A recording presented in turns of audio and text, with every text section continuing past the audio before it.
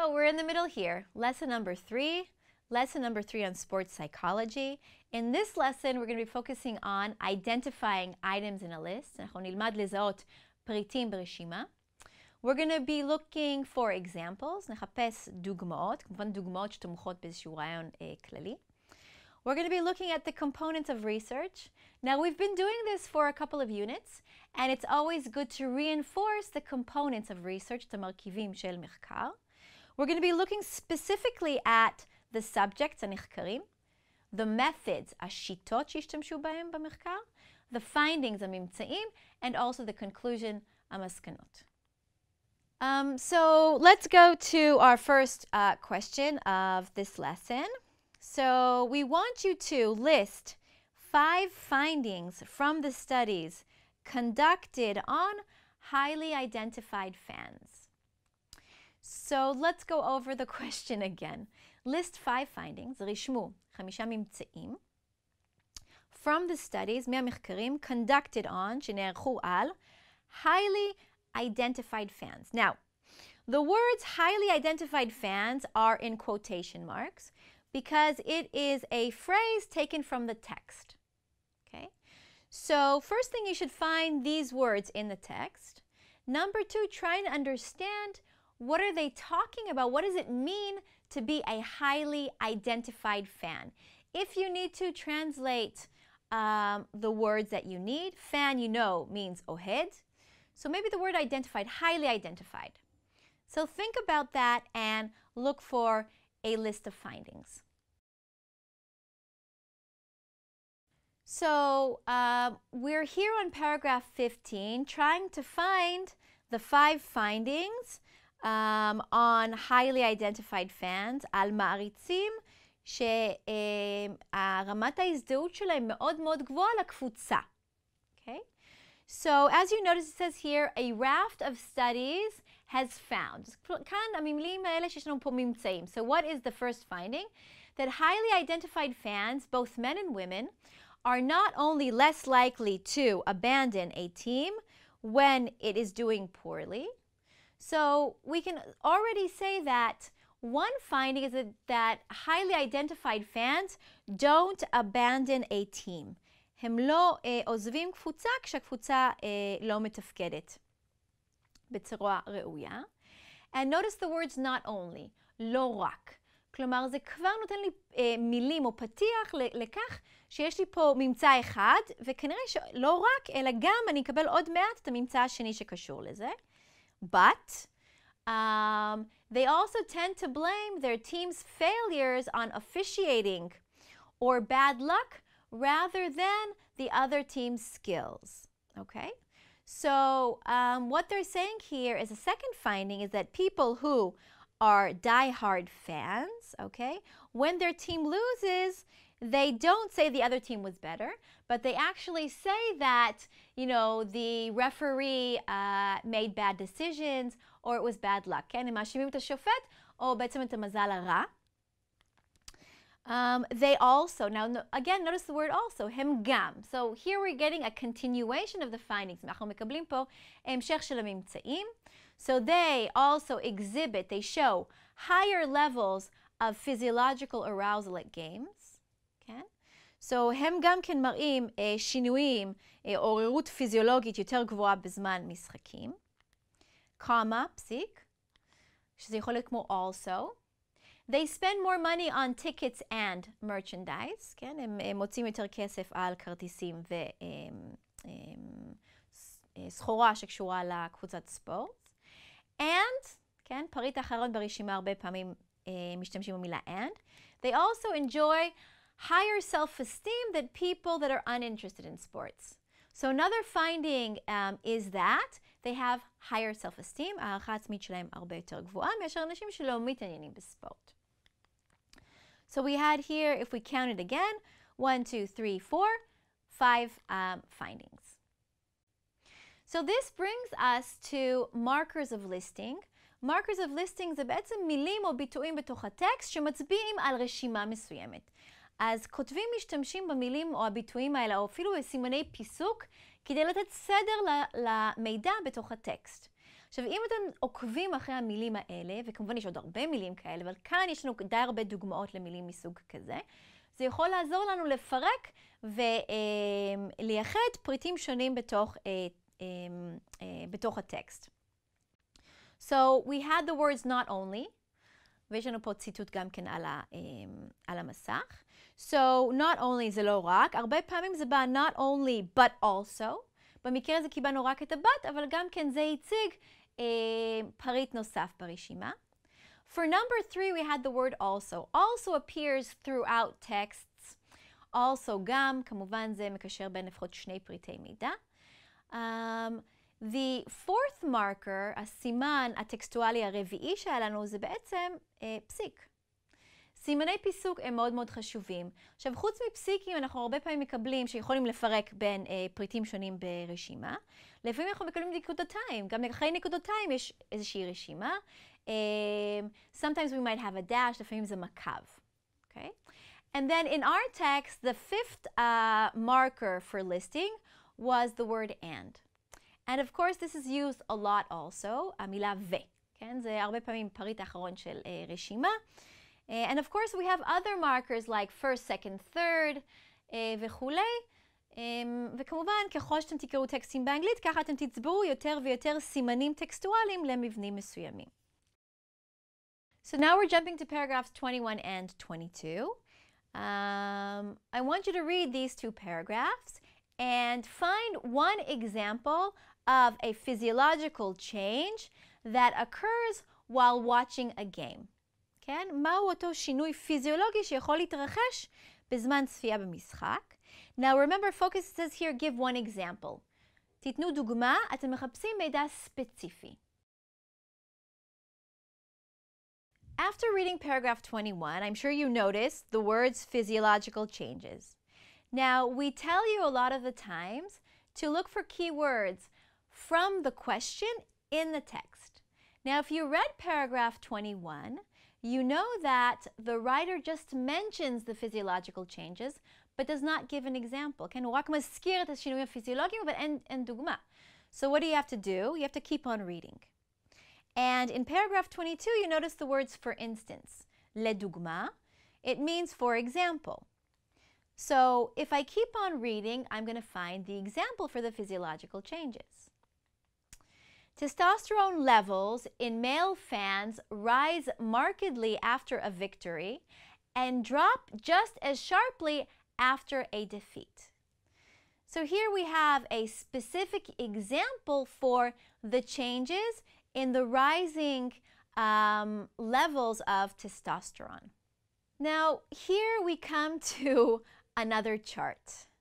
Now, I know that sometimes students get stressed out when they see a chart like this, but the first thing you have to do is calm down and read the instructions and look at the information in the table to focus on what specifically you're looking for in the text. כן? תקראו את כל המימדים של הטבלה, את ההוראות לשאלה, כדי שתהיו מפוקסים למידע שאתם מחפשים בתוך הטקסט.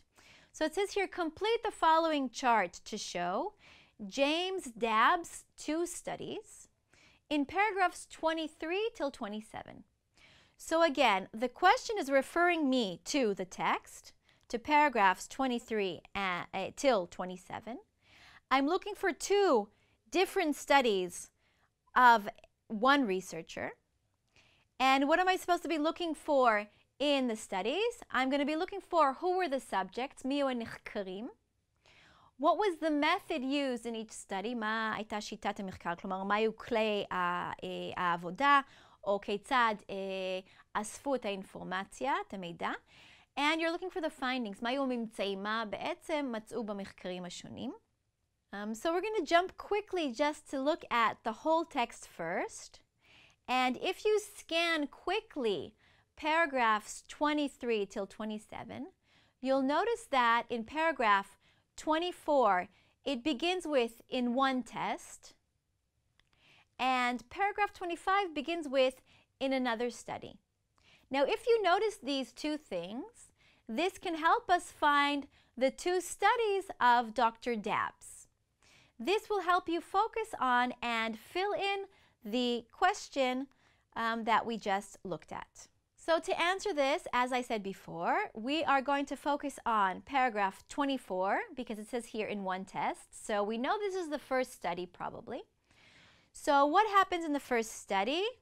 The researcher took saliva samples. So this we can already say this is the method. כן? איך הוא אסף את האינפורמציה? הוא לקח דגימות של רוק. Saliva samples, דגימות רוק. This was the method. Who did he take the samples from? ממי הוא לקח את הדגימות האלה?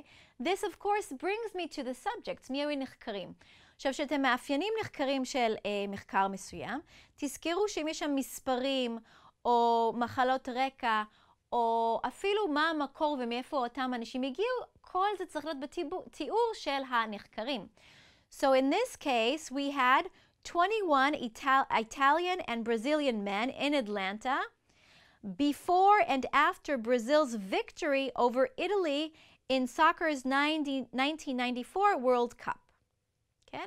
אז גברים ברזילאים ואיטלקים, לפני ואחרי הניצחון הגדול של ברזיל ב-1994. And then the remainder of the paragraph, we get the findings. And how do I know that these are the findings? Because I get specific outcomes. אני מקבלת תוצאה ספציפית. The Brazilians' testosterone rose an average of 28%, while the Italians' levels dropped 27%. Okay, so you can see the physiological effects, כן, את ההשפעות הפיזיולוגיות, שרמות הטסטוסטרון עלו אצל הברזילאים, בעוד שאצל האיטלקים שהפסידו הייתה ירידה דרסטית. It's pretty amazing if you think about it. Okay, now we're going to paragraph 25 to look for the other study.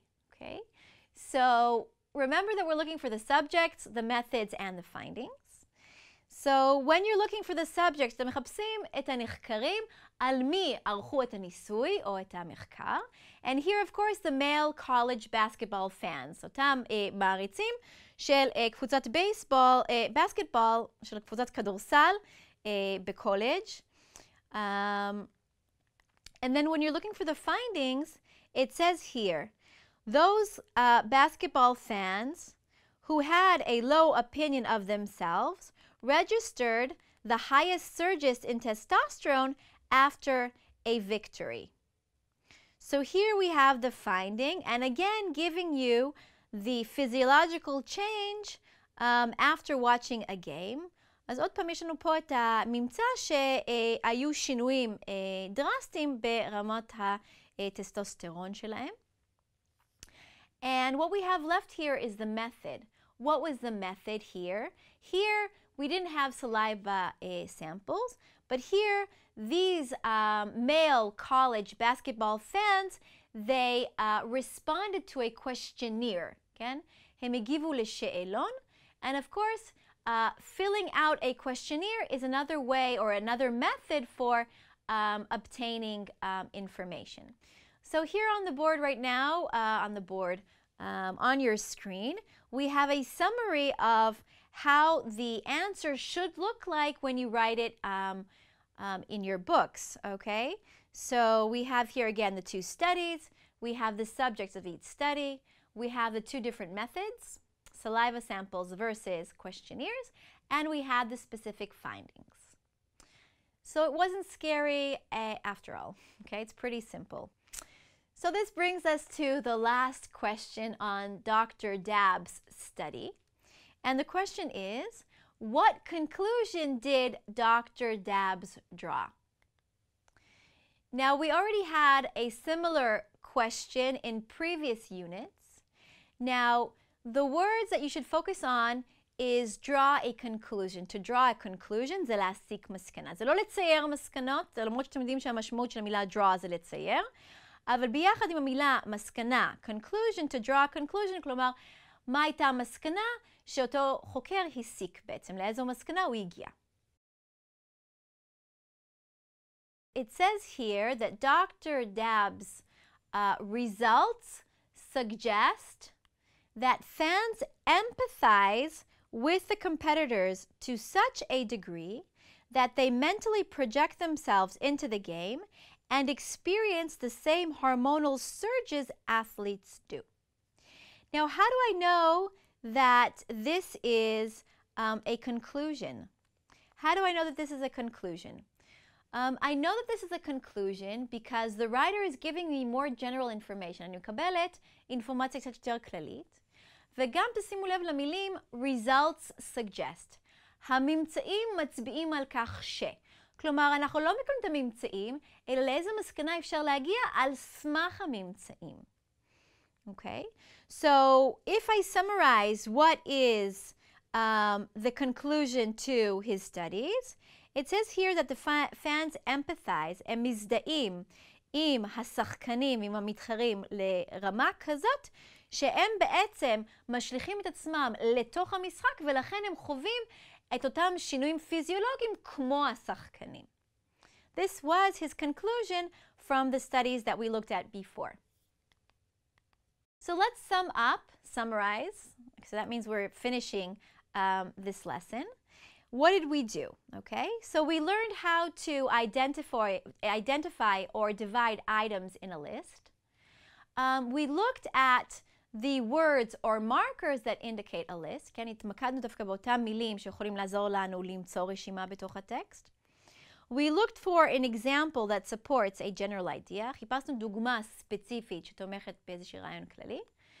And we also identified research elements. We looked at who are the subject of the study.